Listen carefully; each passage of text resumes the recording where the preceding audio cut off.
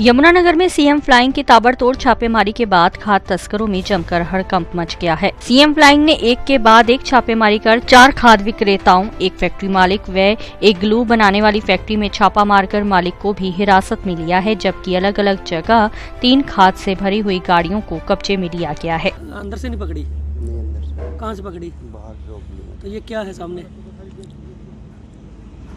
जहाँ खाद लाए ये सामने क्या है? ये सामने क्या है?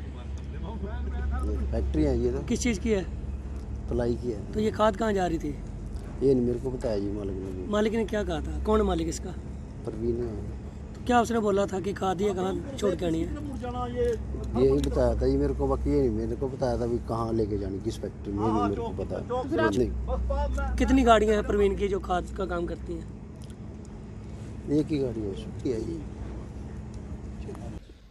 वैसे मैं कहीं से नहीं लाया, मैं तो जी सब मैं एग्रीकल्चर मैं फार्मर हूँ और मेरी ठेके पे मैंने ज़मीन ले रखी है और उसके लिए आई थी।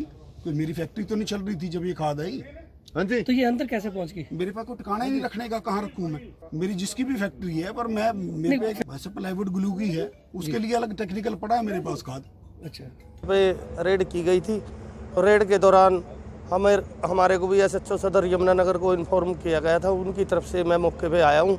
इसमें कार्रवाई अभी ड्राइवर के बताने अनुसार प्रवीण कुमार है कोई जो खाद का असल मालिक है, वो प्रवीण कंबोज है कोई, उससे माल उठ के जनता प्लाईवुड में फैक्ट्री में आने का ऑर्डर मिला था ड्राइवर को, जो उसका ऑर्डर लेके यहाँ जनता प्लाईवुड में डालने के लिए आया था, जो फैक्ट्री गाड़ी के गेट पे ही पकड़ी गई। आगे ट्राली खड़ी थी, अंदर इंटर हो नहीं सकी। तब दोनों के खिलाफ कार्रवाई बनती है? दोनों के खिलाफ कार्रवाई बनती है। क्या मामला दर्ज कर रहे हैं? मामला फिलहाल तो 7-10-55 420 120 भी IPC में है, बाकी आगे जैसी सेक्शन होगी वो देखेंगे।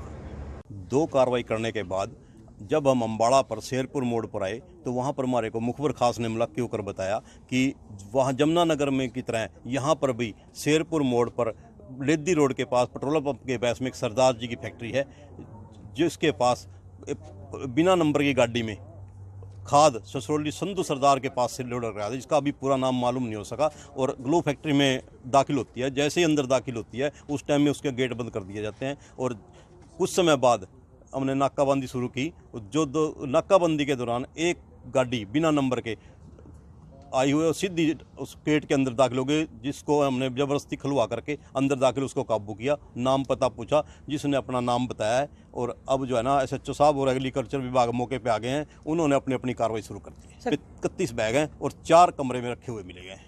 कार्रवाई क्या बनती है इसके लिए? अब 7-10-55 EC एक्ट और 420-120 IPC के तहत इनके खिलाफ कार्रवाई मिलाई। इनके पास अभी तक कोई लाइसेंस ये पेश नहीं कर सके, जिसके संबंध में इनके विभाग इस संबंध में विभाग को कार्रवाई करने के लिए लिखा जाएगा। सीएम फ्लाइंग अम्बाड़ा ने एक ग्लू फैक्ट्री में कुछ यूरिया की कट्टे लेके जो गाड़ी आई हुई थी, यूरिया जो किसानों को यूरिया बांटा जाता है, वो इस फैक्ट्री में जो रहता है उससे ग्लू बना रहे थे, पकड़ा है और हमें मौके पर बुला लिया है।